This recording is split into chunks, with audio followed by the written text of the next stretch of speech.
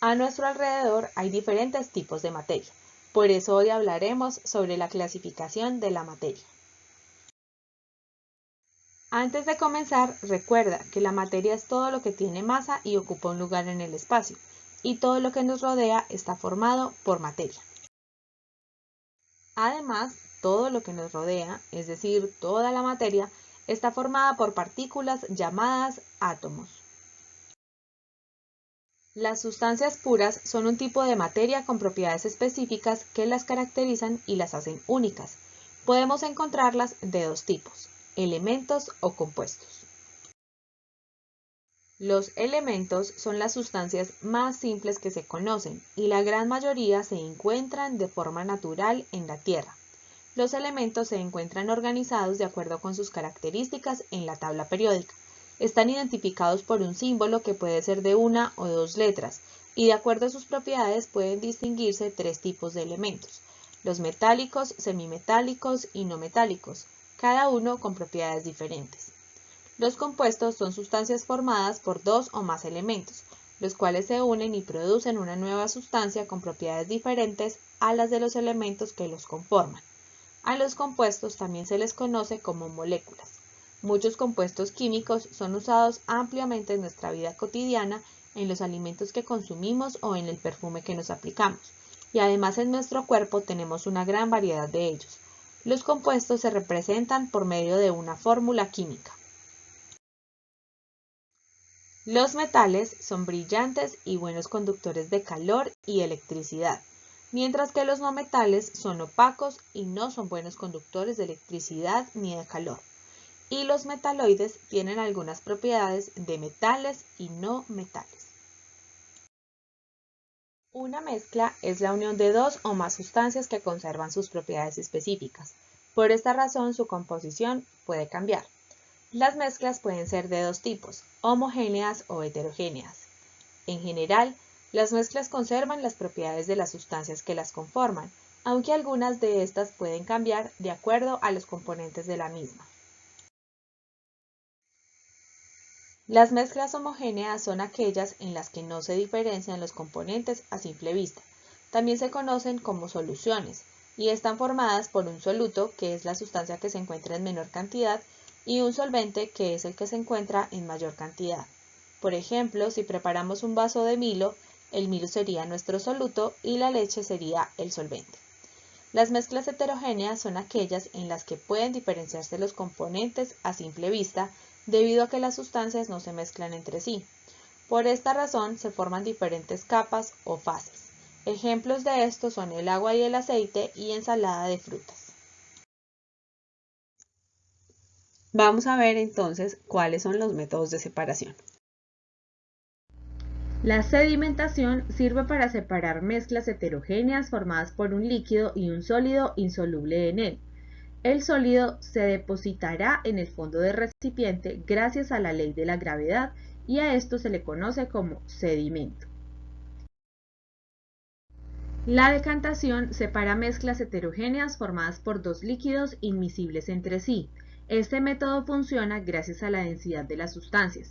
De esta forma, la sustancia más densa se depositará en la parte baja del embudo y la menos densa se depositará en la parte alta del embudo. La filtración separa mezclas heterogéneas formadas por un sólido no disuelto en el líquido.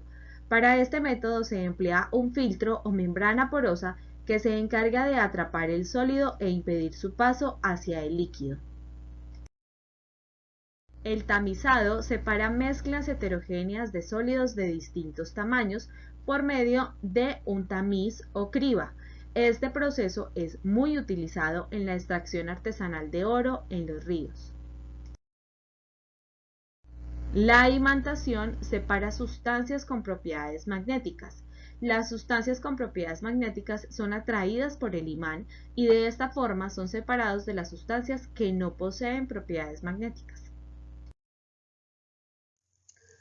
La destilación separa mezclas de líquidos miscibles entre sí, gracias a las diferencias en los puntos de ebullición de cada sustancia que conforme la mezcla. El punto de ebullición es la temperatura en la que los líquidos pasan a estado gaseoso. Por medio del montaje que ustedes ven en la imagen, pues entonces puede llevarse a cabo el proceso de la destilación para poder separar los líquidos. La cristalización se usa para separar mezclas homogéneas. Es un proceso que requiere varios pasos y generalmente se usa en la purificación de sustancias químicas. La cromatografía sirve para separar mezclas complejas como los pigmentos. La evaporación separa mezclas homogéneas con un componente sólido soluble. Consiste en dejar evaporar el líquido y que solamente quede el sólido en el recipiente. La centrifugación es una sedimentación acelerada. Gracias a un equipo llamado centrífuga, podemos acelerar el proceso de sedimentación haciendo que los sólidos se depositen en el fondo del recipiente y pues el líquido quede en la parte de arriba. Este proceso se emplea mucho en el campo de la medicina para separar las células sanguíneas del plasma sanguíneo. Los estados de la materia indican la forma física como se presenta la materia en determinado momento. Existen 4 estados en los que podemos encontrar la materia, que son sólido, líquido, gaseoso y plasma. Las sustancias en estado sólido se caracterizan porque sus partículas están muy juntas y por lo tanto tienen poco espacio entre ellas. Los sólidos tienen forma y volumen definidos y son incompresibles, lo que significa que no cambian su volumen al aplicar una fuerza externa sobre ellos. El estado líquido se caracteriza porque sus partículas se encuentran unidas por fuerzas no tan fuertes. Debido a que las partículas están un poco más separadas, los líquidos tienen un volumen definido, pero no una forma definida, ya que adoptan la forma del recipiente que los contiene. Son incompresibles y se pueden mezclar fácilmente con otras sustancias. El estado gaseoso se caracteriza porque sus partículas se encuentran muy separadas, lo cual les permite moverse. Los gases no presentan forma ni volumen definidos, son compresibles y se mezclan fácilmente con otros. El estado plasma se caracteriza porque sus partículas se encuentran muy separadas, pero estas están cargadas positiva y negativamente. El plasma es un gas ionizado, debido a que está formado por partículas cargadas positiva y negativamente. El plasma lo podemos observar cuando hay relámpagos o cuando hay chispas en un cortocircuito.